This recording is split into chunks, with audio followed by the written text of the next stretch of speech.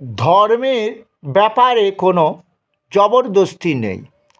ভ্রান্ত পথ হতে সঠিক পথ আলাদা হয়ে গেছে। অতএব যে ব্যক্তি শয়তানকে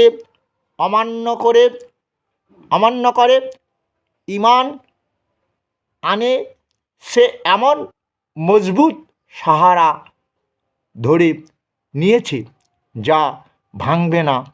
আর আল্লাহ সবই শোনেন, সবই জানেন। আল্লাহ বিশ্বাসীদের অভিভাবক। তিনি তাদের অন্ধকার থেকে আলোর দিকে নিয়ে আসেন।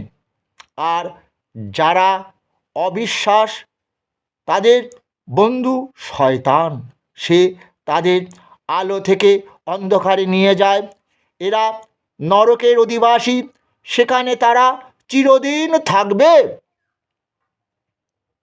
যেটা আমাদের গীতাতেও বলা আছে, আসরিং জনিমাপন্না, অসুর জনিতে যাদের জন্ম, তারা তোমার গীতা ভাগবত মানবে না অর্জুন, তাদের নরকেই বাস করতে হবে।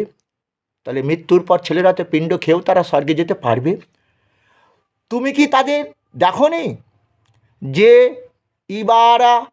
ইবারা অর্থাৎ ইব্রাহিমের সঙ্গে তার প্রতিপালকের সম্বন্ধে তর্ক বিতর্ক করেছিল?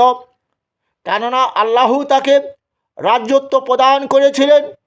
যখন ইব্রাহিম বলেছিলেন, আমার প্রভু তিনি যিনি জীবিত করেন ও মৃত্যু দান করেন, সে বলেছিলেন, সে বলেছিল, আমিও জীবন দিই আর মৃত্যু দিই।